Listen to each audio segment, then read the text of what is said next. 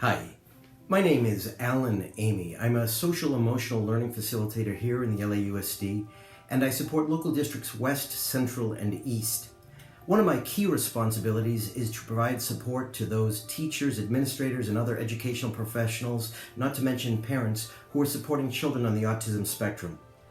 As a parent to a child on the autism spectrum, I know that these challenges have never been greater. Over the course of the next 15 minutes, I hope to provide some of that support and instruction that you can share with your families at home. So, what is autism? Well, the CDC, the Center for Disease Control, defines autism spectrum disorder as a developmental disability that can cause significant social, communicational, and behavioral challenges. So, a few words from that definition I think are worth pointing out. The first is developmental, which, as we know, means changes over time. So our children on the spectrum will improve over time in executive functioning, self-awareness, self-monitoring. The other words that I think are important to remember are social, behavioral, and communicational. Children on the autism spectrum struggle with social, communication, and behavioral challenges, not cognitive ones. Many of our children on the spectrum tend to be some of the brightest children in their classrooms. Their struggles have to do with working in cooperative groupings, compliance, understanding perspective and different point of views, but cognitive challenges are not part of the autism spectrum disorder definition. I think Temple Grandin said it best. Autism is not a disability, it's a different ability. So, what are the benefits of understanding more about autism? Well, first, it alleviates stress and anxiety, both in your students with autism, but as well as their fellow classmates and teachers themselves. It supports less behavioral problems, both in the classroom and on the schoolyard, and develops independence.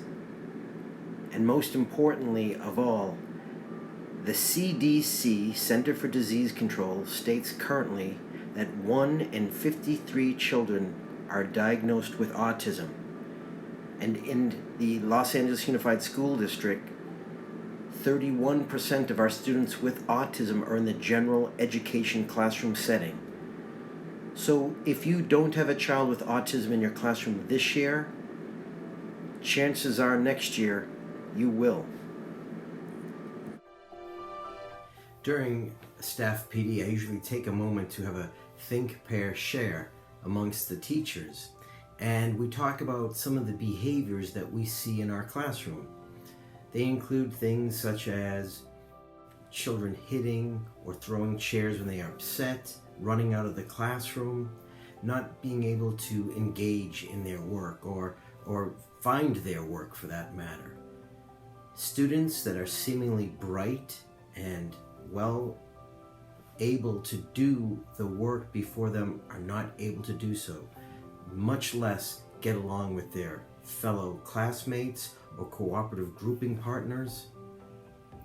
On the yard and in the lunchroom, the struggles amount to even greater frequency. And I'm often asked by teachers why and what can they do to prevent or lessen these occurrences. The core symptom domains for autism spectrum disorder include social communication and interaction, as well as restrictive and repetitive behaviors, interests, and activities. Earlier this year, I visited a school in our district and spoke with a kindergarten teacher who was struggling with a student and their ability to comply with classroom work and lessons that were going on in the classroom. This student refused to do anything except to categorize and classify this large box of crayons by size or by color. In conferring with the teacher, we came up with an idea and started to create lessons built around these crayons that included counting the crayons, adding crayons, subtracting crayons, writing down the names of each color in best printing practices, and the child engaged in all of these activities. It was leveraging this special interest to provide access to the classroom lessons that greatly helped this student and the teacher. Our children on the autism spectrum have many strengths, and they include a unique sense of humor, detail-oriented, honesty and a desire to connect, focus, a good memory, fair and just, and an intelligence and a special interest. Einstein, Thomas Jefferson, Andy Warhol, Dan Aykroyd, Susan Boyle are all successful people who are on the autism spectrum. But their success isn't just limited to celebrities, scientists, and comedians. Everyone on the autism spectrum is capable of their own successes, and each one is special. So now that we understand that our students on the spectrum have these certain strengths, how do we best support their learning? Well, as the saying goes, when you know one child with autism, you know one child with autism.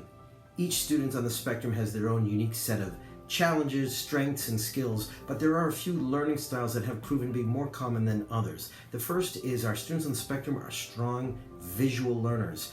Schedules, calendars, and other visual cues help prompt appropriate behaviors.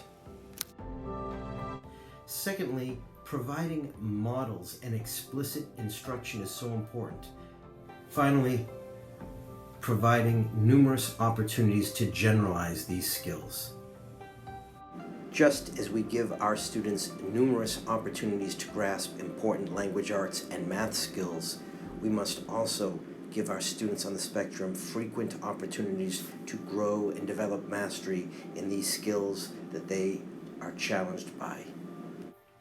The questions I'm asked are few, but they are asked frequently. And they mostly focus on why. Why do these behaviors occur? And two, how can I prevent or lessen them in my classroom? So let's look at a few reasons why. Think of a thermostat. Like the one in our homes, our body and mind also has a thermostat which helps to regulate our 7 senses: sight, sound, taste, touch, hearing, and vestibular and proprioceptic, which deals with our body in space and in gravity. Our children on the spectrum struggle to regulate this sensory input, and so loud sounds, bright lights, heat, cold, and other temperature differences, along with clothing and sensory integration, touch, all provide struggles for our children on the spectrum. This lack of regulation not only affects sensory regulation, but emotional and anxiety regulation, as well as the regulation of attention and impulses. So, how does that affect our students in the classroom? Well, many ways, actually. Executive functioning, for one, the ability to pay attention, to organize one's work is always a struggle. The hidden curriculum of school and the playground, understanding what is going on, social pragmatics, which includes the ability to understand that we use a whisper voice in the classroom, whereas we might shout to get someone's attention out on the playground, or that we speak to a child in a different way that we speak to an adult. Central coherence, which is the ability to see the big picture in things, so that when a teacher gives us a line order, we know that hitting a child because they're not in the correct line order is not the proper method to solve this problem. Self-advocacy is a large struggle for our children on the spectrum. A lot of the shouting and what appears to be temper tantrums are actually just a simple lack of self-advocacy. Social pragmatics, self-advocacy, central coherence, the hidden curriculum, executive functioning, all add up to this lack of flexible thinking. I've heard it said about autism that it is the obsessive need for sameness. Our children struggle to keep things the same, and in this dynamic environment known as the school, it is a big struggle for our children.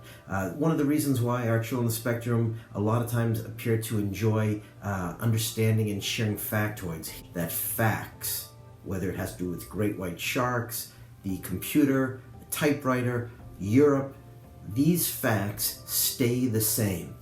In a dynamic world that is constantly changing, where facial expressions change, people's emotions are changing at a dynamic level, facts stay the same, and our children on the spectrum find comfort in this sameness. It is also important to remember that the neurodiverse brain, unlike the neurotypical brain, processes visual cues 10 times greater than auditory ones. This is why visual cues, calendars, schedules, and other visual reminders are so important in the classroom for our children with autism. So, there are a few other ways that we can support our children on the spectrum. The first is to support transitions. Our children on the spectrum struggle with transitions, so it's best to support them by one, giving extra time for the transitions, to let them know when a transition is coming, when we're coming from classroom to music class or to PE. Also to leverage these high interests, these activities and interests that our children on the spectrum enjoy. It's always helpful to leverage them towards whatever lessons are being taught that day. Routines. Providing routines gives our children on the spectrum a sense of safety. It lets them know what is to be expected, and it helps them to stay calm. Also, it's best to use calm, direct language. Children on the spectrum struggle with rhetorical language. They struggle with idioms and any kind of figurative language. So it's always best to use calm, direct language. And finally, provide a safe place to self-regulate. Self-regulate means to control one's body, emotions, and thoughts to achieve long-term goals. This is something I'll talk about in more detail later. But our children on the spectrum cannot self-regulate within an event. So if there is an event that they are struggling, it's best for them to go to some quiet, safe place that they can self-regulate and then return to the event. These are a few ways that we can support our children on the spectrum. What can we do when these strategies don't seem to work? As part of this video, I'm going to talk about 3 basic things that we can do to help our child. Let's look at each one. When we assist our children, we are helping to advocate for them. For example, we can say such things as, "Would you like a glass of water? Do you need to take a break? Maybe we can work on that later." Sometimes our children don't know what they need for help, so we can make a suggestion. Sometimes it's best to offer a contrary suggestion. So we don't say, "Would you stop bouncing that ball against the wall?" but rather say something like, "Why don't we throw that ball outside?" This is a great opportunity to redirect a child towards their cool-down zone or self-regulation area. It is important to remember that in a moment of overwhelm or breakdown, our children on the spectrum undergo what is known as an amygdala hijack, where the frontal lobe literally shuts down and all sensory impulses go to the amygdala, the small part of the brain that dictates fight or flight response. In these moments, it is best to simply be a calm presence, keep them and their classmates safe, and let the child know that you are there for them. In other words, you must simply find a way to get our students from here to here. After the event, when conferencing with your student, remember to focus on one problem. Don't overgeneralize. Use specific language. Words like nice or good or bad are subjective and don't help our students on the spectrum. And finally, remember to come up with a plan for the future, using such things as social stories. Finally, remember, there is no cure for autism, but your efforts, patience, and compassion will greatly help your student reach their learning goals.